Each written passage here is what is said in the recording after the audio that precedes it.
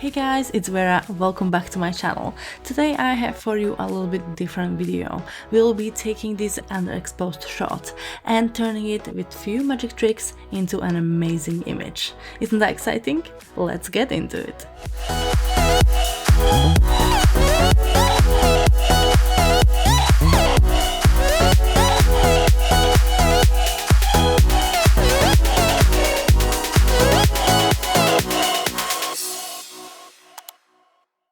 Now jumping right in, I'm using the Capture One, but this will work with the Lightroom as well. Important here is to save the file, so bring it back to life.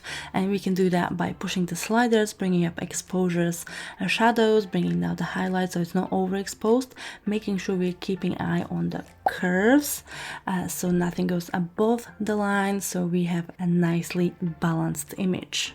And if you're shooting a RAW, as I do, you'll have a plenty of flexibility to do so, pushing the sliders, bringing up exposures, pulling the shadows, bringing down the highlights so it's nicely balanced. And don't forget about the white balance as well, because the colors are very important. And that's it, really.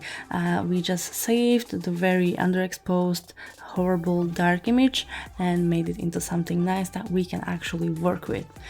So moving into the Photoshop and doing just the basic stuff that I do always. You can see that in all my other videos on YouTube. So I'm starting with duplicating my background layer, and then on an empty layer I'm going to be using a couple of tools, spot healing brush and clone stamp tool, to get rid of a couple of imperfections like the flyaways and a couple of things on the skin. So we have a nice clean base before we move on to more in-depth retouching. Just a little disclaimer, this video is speed up ×2. I didn't want to do an hour-long video for you guys on YouTube, so that's why I decided to speed it up ×2. So if you actually want to watch it in real time, just slow it down in the YouTube settings. Otherwise, keep watching. So, cleaning the flyaways. Now this is something that I don't want to overdo, because this is a natural picture and it's a natural light picture as well. See, the makeup's natural and everything is all very natural, so I don't want to make it very polished. So I'm not gonna get rid of all the flyaways, I'll keep lots of them in there. I'll just get rid of those that are a little bit distracting. So when you look at the picture from a little further away, you see which one's catching your eye and which one needs to be gotten rid of, really. I'll be using a spot healing brush for this. That's my go-to tool for retouching hairs and little flyaways. Also a couple of imperfections on the skin, but as I said, I want to keep this very natural, so I'm not going to be doing this in depth. I'm not going to be zooming in very much, not going to be spending much time on it. Really just want to quickly clean it before I can jump into dodging and burning.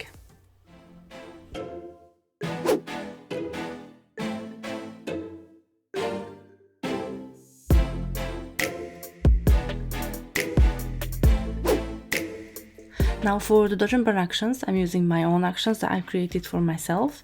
I will link video here in the upper corner where I explain how you can create your own actions to use for yourself, also with a helping black and white layer that you can see here on the screen right now. I'm using a black and white helping layer to help me see the differences between the shadows and the light on the face that I need to change and a little adjust to make it better. That's the whole principle of dodging and burning. Again, I go more in depth in my other videos in this. Sometimes I use it without the black and white layers just to see how it looks like in the colors. And as you can see here, I'm not zoomed in very much. Again, this is a natural picture and I want to keep it natural, so I'll be most of the time zoomed out, and I'll be just using slightly larger brush to maintain the differences between the shadows and the light, to make the transitions a little nicer, so the overall face and overall look of the picture will be more smooth and clean. And now that's the beauty of dodging and burning. We're not touching the actual pixels, we're only uncovering lighter or darker versions of the image underneath the dodge mask and the burn mask to make it all nice and neat. Now you are 5 minutes in the video and you might be wondering why actually I decided to save this horrible underexposed image. Well, let me tell you a little story while you watch me do the retouching here. This picture was actually first I took, maybe it was second, I don't want to lie. It was the light test before I set up my lights, and we had the model ready and I had a nice natural light in the studio, and I just took this picture. There was no intention of using it at all. After this I set my lights and we started with the actual shoot. But later when I was going through and culling the images and picking which ones to edit, I saw this one and I just push the slider on exposure to see how it would look, and I really like the model's expression and the light and the colors, and that's why I decided to actually retouch it and show you guys how you can do it as well if you accidentally have underexposed picture, you know, the flash didn't go off, or you know, the settings on the camera wasn't correct as much, but still we can do this, and I think this picture has turned out pretty well. So yeah, that's my reason, and that's the whole point why I'm doing this video, because I saw something in this dark picture and I wanted to see if I can save it and make something nice out of it.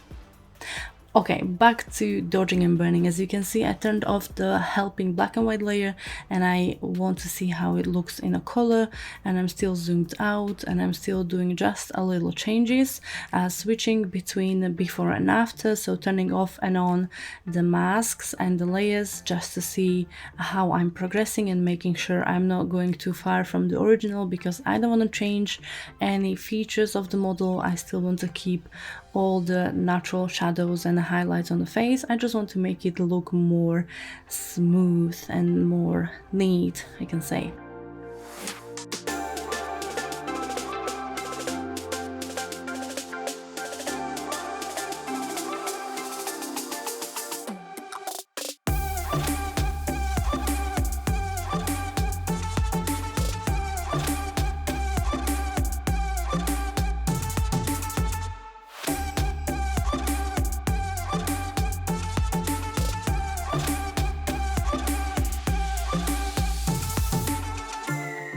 Dodging and burning is definitely my favorite technique to use when retouching. I never use frequency separation, and I have my reasons, but that's probably for another video. I don't really want to get into it. Dodging and burning is the most time-consuming part of my whole retouching, but I enjoy it very much, so I don't really mind.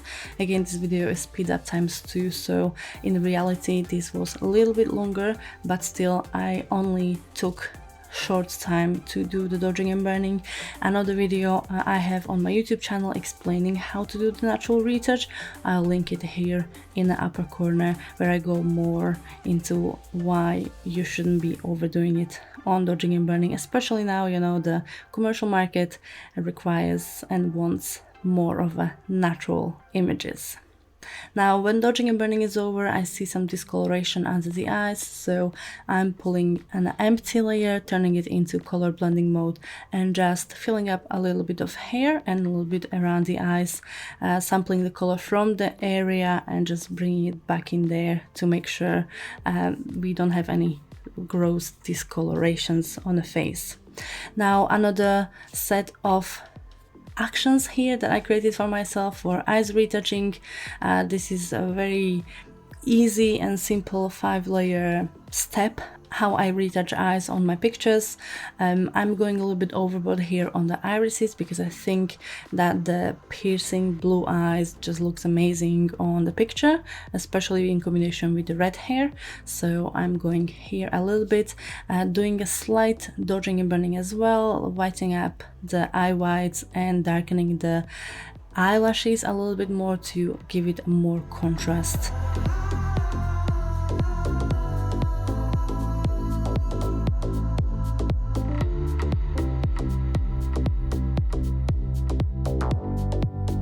I decided to add a little more lashes there as well, just to make it more pronounced again. If you want these lashes, I have them actually available in yet another one of my YouTube videos.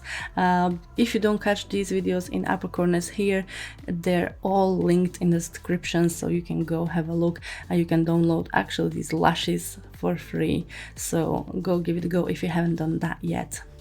Once the lashes are done, I need to just position them correctly, and after that I will be doing a few little touch-ups here and there, bringing down the opacity because I think I did a little bit too much on the irises.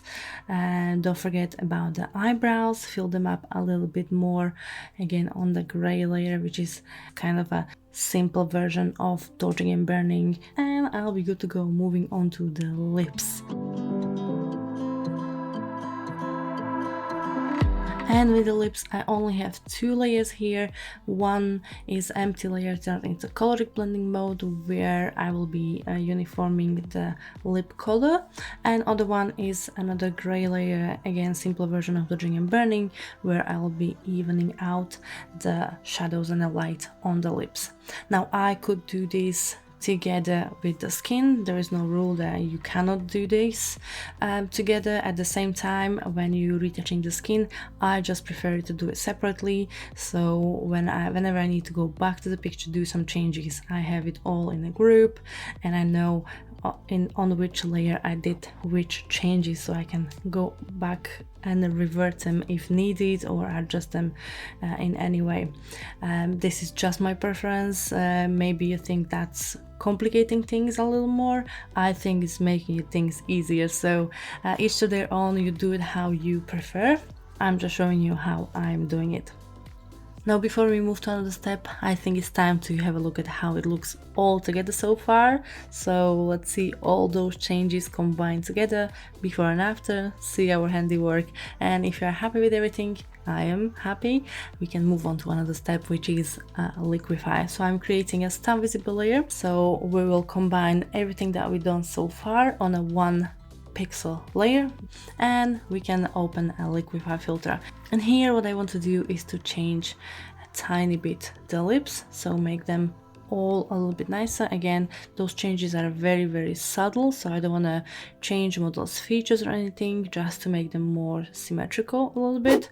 We can push the nose tiny bit, but most important, what I want to do is to puff up the hair, just to give them a little bit more volume. I'm using a freeze mask, so I will paint over model's face. Whatever is painted red, it's not gonna move, so we don't distort the face in any way.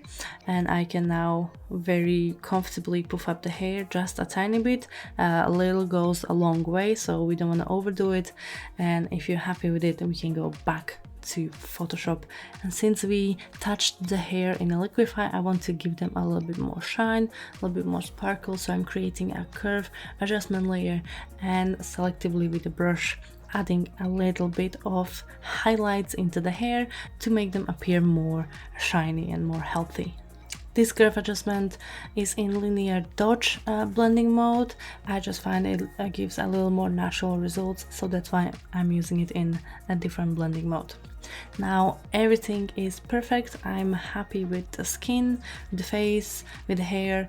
I can jump finally onto the coloring, so I'll be do a little adjustments to bring even more life into the picture. Don't forget, we are doing it from this very dark underexposed image, so there were no contrast, there was nothing really, so we have to create it ourselves. We did big part already in Capture One or in Lightroom on the beginning, but still I want to push it a little bit more to really give it the pop and give it all the attention that the picture deserves. Make sure the hair and the redness of the hair looks amazing, the eyes pop, and the skin looks healthy and glowy. I'm using combination of adjustment layers, mostly curve adjustment and color balance, where I'm combining the shadows and the highlights and making sure those colors look really nice together, and jumping onto selective color just to pick the perfect shade of the redness for the hair. to complement the skin and the overall picture.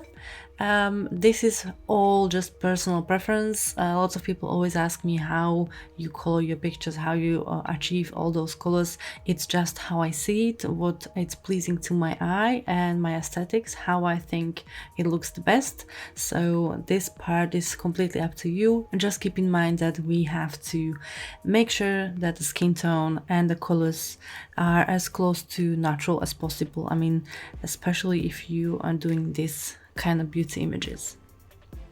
After the color is done, I'm happy to jump onto the last final touches, which I always do on the end of my retouching. So a little more of the dodging and burning, because after you color the picture, you sometimes see it a little bit differently. So I just want to give it a little like final touches to make sure all is up to my liking, and I'm 100% happy with it.